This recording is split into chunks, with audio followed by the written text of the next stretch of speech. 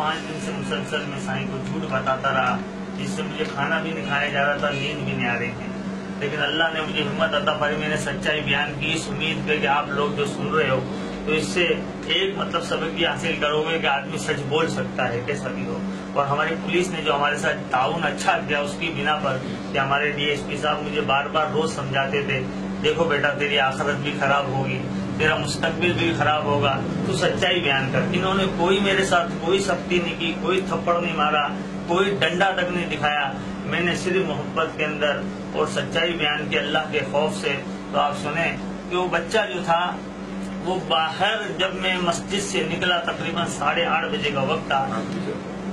8:30 بجے کا وقت تھا، تو میں نے مسجد کا دروازہ کھولا، جیسے جب میں باہر نکلا وہ بچہ باہر کارنر کی دکان کے باہر کھڑا ہوا تھا، اس کا امامہ شریف ہماری سیڑھیوں کے اوپر سیمنٹ کی 2-3 بوریاں تھیں ان کے اوپر رکھا ہوا تھا، ٹوپی اور اس کے اندر امامہ تھا۔ تو وہ جو ہے بچے کو میں لے کر آیا، باہر سے لے کر آیا، کیونکہ جو بچہ جس سے جتنا مانوس ہوتا ہے اس کی جلدی بات مانتا ہے، تو میں نے اس کو پکڑا اور اوپر لے کر گیا،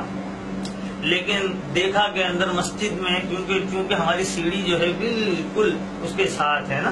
یعنی سیڑھی جیسے اوپر چڑھیں گے صحن جو مسجد کے اندر کا حال نظر آتا ہے۔ وہ مسجد میں عابد بھائی ہمارے ایک نماز پڑھ رہے تھے، 4 رکعت کی نیت باندھی تھی، میں نے ان کو تالا دیا تھا، پھر وہ نماز میں مصروف ہوئے تھے، موقع اچھا جانتے ہوئے اس بچے کو اوپر لے گیا۔ جیسے اسٹیپ ختم ہوئے سیڑھیوں پہ تو وہاں پر میں نے اس بچے کے گلے میں امامہ ڈال دیا، جیسے میں نے چادر ڈال رکھی ایسے۔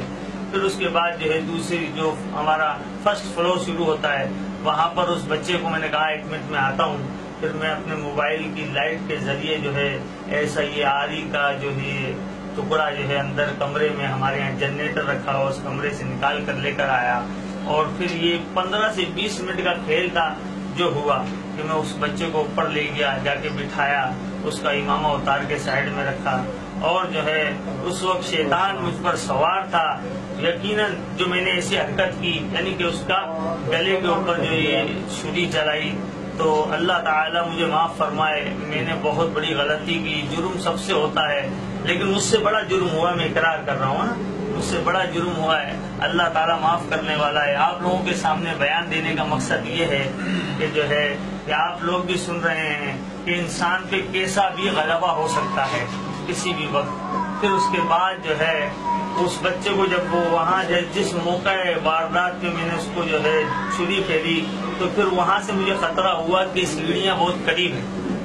سیڑھیاں چونکہ بہت قریب تھی نیچے سے اوپر چڑھنے والی، تو میں اس بچے کو اٹھا کے کونے میں لے گیا، وہاں پر رکھ دیا، اور اس کا امامہ وہیں رکھا رہا، ٹوپی دوسری جگہ، چپل دوسری جگہ، اور اس طرح میں فرار ہونے کی کوشش میں بھاگا، یعنی کہ ایسے بھاگا کہ مطلب تیز بھی نہیں بھاگا، اور میرے ہاتھ میں آلہ تھا، تو اس کو میں نے سب سے نیچے والی منزل پہ لے آ کے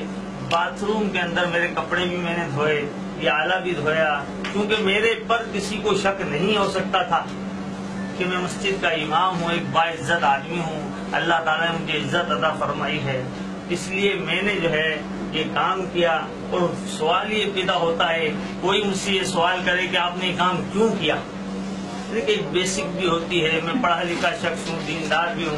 لیکن بیسک نہ معلوم کیجئے گا، اس کی وجہ ہوتی ہے کہ انسان کے دل میں بہت ساری باتیں ہوتی ہیں۔ تو اب وہ جو اس کو بہرحال یہ مجھ سے گناہ سرزد ہوا ہے، اللہ تعالیٰ مجھے معاف فرمائے۔ شہر کے چنگے مرس یہاں پر بیٹھے ہوئے ہیں، ایس پی صاحب بھی ہیں، ڈی ایس پی صاحب بھی ہے، میں نے کوئی بھی بیان اس میں کسی کے دباؤ میں آ کے نہیں دیا۔ پھر میں بتا دوں ہماری پولیس نے میرے ساتھ بہت اچھا سلوک کیا، الحمدللہ، محبت سے، پیار سے، کسی بھی سنتری نے، کسی حوالدار نے مجھے چماٹ تک نہیں مارا۔ 3 سے 4 دن ہو چکے ہیں، مجھے ٹائم پر کھانا دیا جاتا ہے، VIP ٹھنڈا میٹھا پانی دیا جاتا ہے پینے کے لیے، الحمدللہ بہت اچھا سلوک کیا جاتا ہے کہ مسجد کے امام کی وجہ سے، لیکن مجھ سے غلطی سرزد ہوئی، اس کا میں اقرار کرتا ہوں۔